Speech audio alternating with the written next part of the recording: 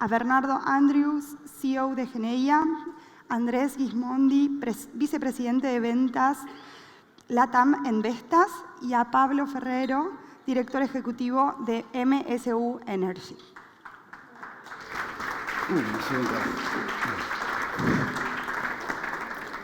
Buenas, muchas gracias. Bueno, la verdad que había preparado un montón de temas, pero claramente la problemática del sector eléctrico es muy similar a todo lo que hemos visto esta mañana, así que voy a tratar de hacer un empalme. La problemática es la misma en cuanto a que es un sector que requiere de inversiones de magnitud a largo plazo, para lo cual necesita reglas de juego claras que atraviesen múltiples gobiernos, con lo cual estamos en un circuito también virtuoso en cuanto a que se han instalado muchos megawatts de energía renovable en estos últimos años y hay mucho portafolio por delante.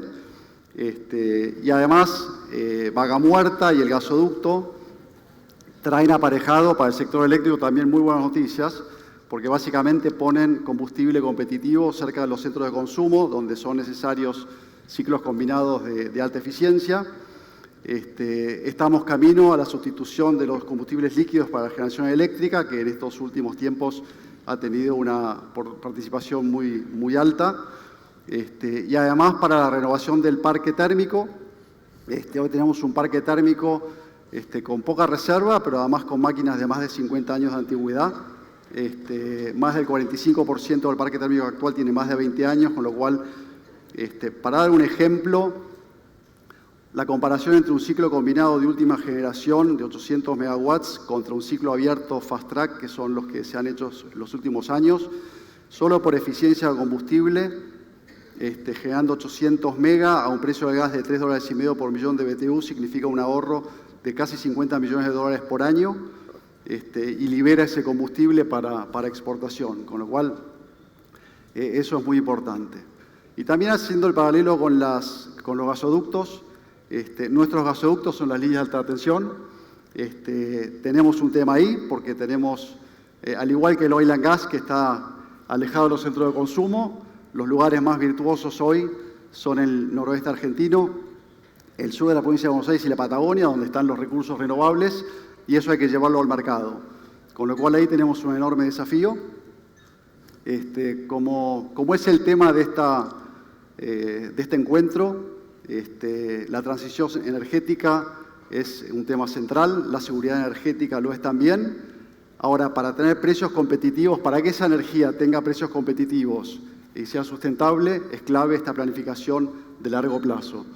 Entonces, para eso tenemos acá a dos colegas. Le vamos a pedir a Bernardo que empiece ilustrándonos un poco de dónde están los desafíos y las oportunidades en energías renovables hoy en Argentina y los beneficios que pueden traer también para el país. Bueno, muchas gracias. Yo creo que si hablamos de beneficios es fácil comenzar por pensar que en las condiciones actuales del sistema, energía nueva y eficiente en el sistema eléctrico en Argentina hoy está siendo provista, te diría, prácticamente por energía renovable.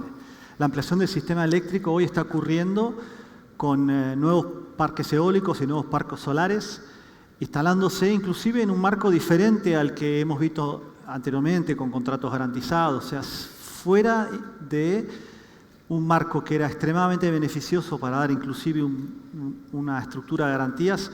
Hoy es la demanda industrial genuina que necesita energía nueva, eficiente, y un grupo comprometido de generadores eólicos y solares que está proveyendo esa energía, está desarrollando los proyectos, lo está poniendo en construcción, con las dificultades que todos sabemos, ¿no? Pero al mismo tiempo, en el marco de esas dificultades, son proyectos que si hacemos un estándar y consideramos el componente importado de esos proyectos, ya en menos de 18 meses ya tenés balanceado las divisas que requieren esos proyectos. Entonces, si pensamos a muy corto plazo, es un issue. Si pensamos a mediano plazo, que en Argentina son un par de años, es extremadamente beneficioso para el país. Para dar una idea, además, que si seguimos ampliando la energía renovable como componente de una matriz energética que se tiene que renovar y al mismo tiempo tiene que crecer, esto puede generar una liberación de saldos exportables de combustibles de hidrocarburos, ¿no? Vos decías gas especialmente. Es más factible que hasta que la industria internacional encuentre un vector, ahora se habla de hidrógeno, un vector eficiente para transportar energía renovable, es más razonable que se exporten saldos de gas en LNG, que es una tecnología que ya tiene 40, 50 años de probada, en vez de acelerar una innovación que vendrá seguramente por las mismas razones que vos nombrabas desde Europa. Pero cuando hablamos de saldos, lo que estamos viendo es que solo en el año 2022, si asumimos el costo del combustible importado, LNG por ejemplo, y cómo la industria renovable, la energía eólica y solar reemplazaron esa necesidad de quemar gas, vos te ahorraste más o menos 2.7 billones de dólares solo en 2022. O sea, el impacto es muy grande e inmediato. Y si querés ampliar el espectro, desde el 2020 hasta el 2022, estamos hablando más de 5 billones de dólares de ahorros si ves el with or without, si ves cómo generó el sistema y cómo generó con la introducción de energía eficiente renovable. Ese es un poco lo relevante. O sea que vemos que la energía renovable se puede exportar de múltiples maneras a través de diversos productos y ser una buena complementación. ¿Cómo ves el sistema de transmisión? Porque hoy es la gran limitante, claramente. La realidad es que esto puede ser un círculo virtuoso, como decíamos, pero el limitante es la infraestructura. Hoy, luego de un plan de expansión que básicamente se conectó a excedentes de capacidad de transporte que había en los últimos años, el sistema no da abasto. Por lo menos donde trabajamos más que nada Andrés y yo, que compartimos responsabilidades en la Cámara Eólica, la realidad es que los proyectos eólicos requieren escala para que nuestros clientes reciban energía eficiente y a buen precio. Y proyectos de escala en la red actual es muy difícil conectarlos. Entonces, lo que estamos haciendo es dialogando con las autoridades, con el regulador, con CAMESA, y empezamos a ver señales muy, muy positivas de este diálogo de cómo se puede articular la discusión público-privada. Es obvio que el regulador tiene que retener los objetivos de planificar, de priorizar, de regular, pero podemos empezar a tener un diálogo de confianza respecto a cómo el privado puede hacer ciertas inversiones que hoy, por cuestiones fiscales, el Estado no puede hacer y que tampoco pueden esperar. Entonces, hoy un mensaje positivo también a la Secretaría de Energía es que vemos permeabilidad en el diálogo, escucha, que es algo muy valioso, especialmente para la cultura argentina, y un diálogo donde los privados dicen, mira, en cierto contexto regulatorio nosotros podemos hacer las inversiones y ese compromiso es firme. ¿Sí? Entonces esperamos que eso evolucione rápidamente a una nueva regulación y esperamos estar ampliando línea de transmisión para cubrir ese gap lo antes posible. Y que además no entremos en un círculo vicioso de que estamos desarrollando recursos eólicos no porque son los mejores recursos, sino porque están cerca de la red o están conectados a la red, que es un vicio que no podemos tener, pues no le estamos garantizando a la industria la energía más económica en el largo plazo, ¿no? Y te diría que para resumir entonces, hay un plan federal, está priorizado de líneas de transmisión. Lo que estamos discutiendo es cómo el privado se suma, ¿no? E incorpora ciertos esfuerzos de desarrollo, construcción, inversión en líneas de transmisión, financiación de la línea de transmisión. Y que te repito, me parece que esas señales son muy positivas, ¿no? Para darle magnitud, entiendo que el plan federal son alrededor de 9.000 millones de dólares en X años. Si vos ves las prioridades del plan federal, vos tenés que pensar en las soluciones de los centros de carga del sistema, del consumo. Hablas de AMBA y algunas ciudades importantes del país. Vos tendrías que hacer inversiones inmediatamente de más o menos entre 3.6 y 4 billones de dólares. Obviamente el Estado no las puede hacer por las razones que comentábamos, pero hay un conjunto de inversiones que se pueden hacer con financiamiento internacional y algunas relevantes donde vos podés garantizar que un conjunto comprometido de generadores eólicos, por ejemplo, complete, como están haciendo la industria del gas en esta provincia, complete la carga de esa línea para que eso sea un negocio donde baje el costo promedio del sistema significativamente. Bien. Vamos a Andrés un poquito, a ver si nos contás un poco qué está pasando en el mundo. Bueno, muchas gracias Pablo y gracias por la invitación. Quizás en el contexto se comentó mucho en las primeras intervenciones. Creo que el dato que me quedó, que mencionaba Bob, que el 82% de la energía que consumimos es térmica y para nosotros los eólicos, eso lo sabemos porque, dicho al revés, 1% solamente de la energía global es eólica de toda la que consumimos. Entonces, ante ese escenario, obviamente, más allá de los esfuerzos que estamos haciendo, es insuficiente, y creo que esa es un poco la visión que, sumada con los aspectos geopolíticos recientes que se comentaron, bueno, están intentando acelerar. Y esa aceleración apunta primero a objetivos concretos de los estados que han definido Oriente y Occidente, objetivos de carbono neutralidad, 2040, 2050, etcétera. O sea que hay una ruta, y si seguimos esa ruta, el nivel de instalaciones de energía renovable que tendríamos que tener es aproximadamente 250 gigavatios de nuevas instalaciones por año, cuando estamos instalando entre 50 y 60 gigavatios. Entonces, realmente la escala es otro juego directamente, ¿no?, de que estamos hablando. Y obviamente, escuchando un poco el tema de hoy del gas como transición, claramente, digamos, no hay forma de transicionar sin el gas entre medio. O sea, confirmamos también de nuestro lado esa visión. Pero eso no significa que no tengamos que hacer nada ahora. Nuestra visión no hay que esperar 10 años para empezar a hacer, sino que tenemos que empezar ahora a tomar acciones concretas, porque creo que desde el punto de vista de LATAM tenemos muy buenas oportunidades para la electrificación directa e indirecta de un mundo dentro de la transición energética. Directa lo estamos viendo, por ejemplo, en casos como grandes grupos metalmecánicos que piensan en transformar toda su producción industrial, por ejemplo, en un caso de gas a electricidad, y mencionaban estos días en Brasil 10 gigavatios, un cliente solamente, para electrificar sus plantas de acero. O hace poco hablábamos también con el CEO de una naviera de primera línea, que mencionaba que está cambiando todos sus barcos a biocombustibles y que su consumo en todo el año es el equivalente a lo que todo el mundo del petróleo genera en un día. Entonces estamos viendo también medidas muy fuertes de electrificación directa e indirecta dentro de las economías, obviamente con Europa, quizás con una visión mucho más verde, Estados Unidos con el AIRA, el paquete de medidas que apuntan a la electrificación verde, también a la transición.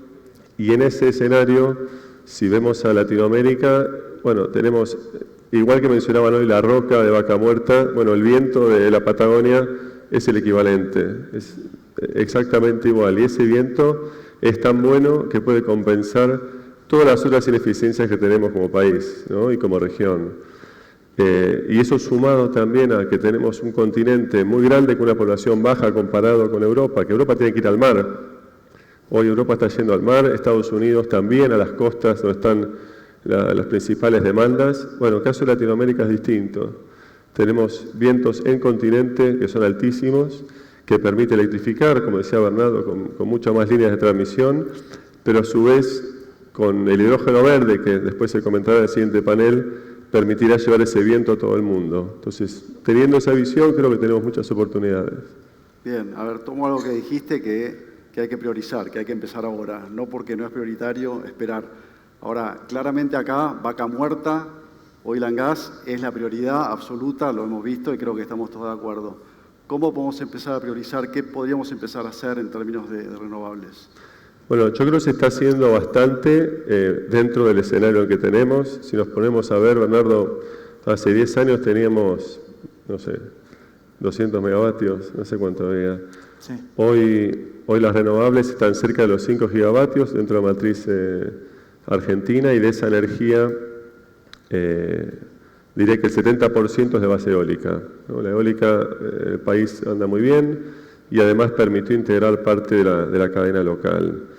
¿Qué tenemos que hacer? Empezar a pensar esos proyectos a futuro, que algunos serán en las redes eléctricas, y es la prioridad dentro de nuestro sector avanzar en las redes eléctricas, pero también esa transición requiere saltos, no pasitos, ¿no? Y la tecnología está yendo a eso. O sea, para dar una idea, las turbinas actuales son de 4 o 6 megavatios.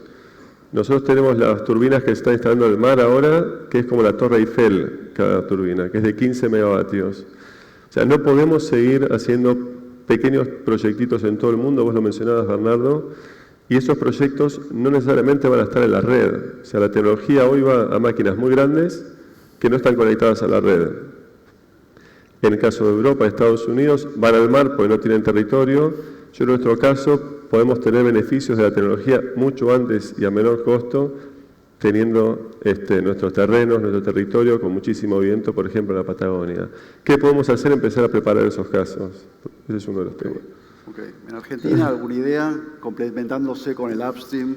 Mirá, lo más importante es que nosotros vamos a entrar en un escenario global y especialmente en Europa donde la nueva forma de representar barreras para arancelarias, por ejemplo, va a ser el footprint que tenga cada uno de los commodities que son importados por la industria europea. Claro. Vos vas a tener que importar, ya lo mencionaba Andrés, vas a tener que importar acero verde, vas a tener que importar acero que está producido con electricidad verde, aluminio, etc. Y lo mismo ya está pasando en oil and gas. Hay algunas compañías del sector que ya están diciendo, bueno, ¿cómo yo a mis inversores y a mis clientes les represento que el producto, más allá del contenido de CO2 que va a tener en su combustión, el producto está hecho con energía verde, reemplazando motores, reemplazando, y al mismo tiempo, como decíamos, liberando saldos exportables, reemplazando el costo de perforar, el costo especialmente de producir, reemplazándolo por energía renovable. Ya está pasando en Argentina, está pasando muy cerca de acá con algunas compañías. Es el plan de negocios también de GENEI, ayudar a la industria a descarbonizarse. Pero en la escala, me parece que vos estás viendo también en otras regiones una sana obstinación de la industria minera, por ejemplo, en producir litio con energía completamente renovable. Más que nada solar, y con las restricciones también de las redes se empieza a discutir mucho cómo se almacena la energía, etcétera. Por lo cual va a haber un escenario de desarrollo tecnológico que tiene que ver con procesos híbridos, solares, eólicos y baterías, que va a permitirle a Argentina acceder a mercados que de otra manera no podrían acceder por el contenido de carbono de sus productos. Eso creo que es algo que está pasando ahora mismo, no es algo que es una tendencia, ¿sí? Ok, bien. Bueno, a ver, un tema, yo arranqué con petróleo y gas y fui evolucionando hacia electricidad o involucionando, no sé. Y hay una percepción de que el renovable es intermitente, qué pasa cuando no hay sol y viento, quién paga el pato, quién cubre el bache, ¿no? ¿Qué nos pueden decir de eso? Bueno, yo te digo una parte, si querés. Argentina tiene un privilegio, que es que ya tiene un sistema muy denso y complejo de hidroelectricidad, y muchos sistemas hidroeléctricos argentinos tienen embalses, por lo cual podés almacenar, podés regular, y un sistema térmico que también es muy complejo. Por lo cual, no es que nosotros estamos pidiendo al sector eléctrico que se reconvierta para recibir las bondades de la energía renovable. Estamos transitando la complejidad del sistema eléctrico existente y, como vos decías, en la transición también, agregando energía eólica y solar. La intermitencia va a pasar más por lo que te explicaba antes de cómo mallar un sistema que es muy radial, hacerlo más estable. Pero no es que estamos pidiéndole al sistema que se comporte para absorber energía eólica. El sistema es denso, el sistema es complejo y puede, y lo ha demostrado, si vos veías las discusiones que teníamos con Camesa en 2015 y ves el lenguaje corporal ahora, ha pasado mucho aprendizaje y hay muchas tecnologías que estamos discutiendo también para ampliar la capacidad de absorción de ese riesgo, digamos, ¿sí? Okay. Más complementario que aprovechador, digamos. Sí, sí. Exacto, le sumo 2 comentarios a eso nomás. Primero, la intermitencia siempre estuvo en el sistema eléctrico a través de la dinámica de la demanda. O sea, si bien es una nueva fuente de generación, la dinámica siempre estuvo en el sistema eléctrico cada día. Y lo otro es que, claro, uno se imagina un parque eólico intermitente. Cuando tiene un sistema de parques eólicos, parques solares, la probabilidad de que todos en el mismo momento no tengan viento o no tengan sol es baja. Y si llevamos eso al país, en toda su matriz energética, bueno, lo que se comentó antes y todas las fuentes tienen que aportar soluciones de diversificación, ¿no? Así que con todo eso creo que somos complementarios. Perfecto, perfecto. Bueno, hemos hablado que, digamos, hasta ahora se ha aprovechado bien el viento del sur de la provincia de Buenos Aires, bueno, en la medida que la transmisión lo permitió, y la Patagonia, fotovoltaico en el noroeste. ¿Cuáles serían hay nuevas fronteras? ¿Cuánto más hay para desarrollar ahí y en otros lugares nuevos dentro del país? Bueno, si querés comento rápido, Bernardo. Iniciamos en Comodoro, en Madrid, ¿no? Las zonas más tradicionales, llamémosle, de viento, pero si nos fijamos hoy donde estamos construyendo parques eólicos, en la provincia de San Luis, en Córdoba, hemos hecho en La Pampa, bueno, en La Rioja también, en Neuquén esperamos brevemente que haya más parques eólicos. O sea, la tecnología que estamos recibiendo ya funciona en muchos más sitios que lo que era originalmente. Y eso también permite un desarrollo federal de este sector, que también es una ayuda al sistema de transporte, porque no necesitamos redes para llevar la energía a cada sitio, sino que podemos empezar a generar en puntas de línea y en distintas regiones de la red.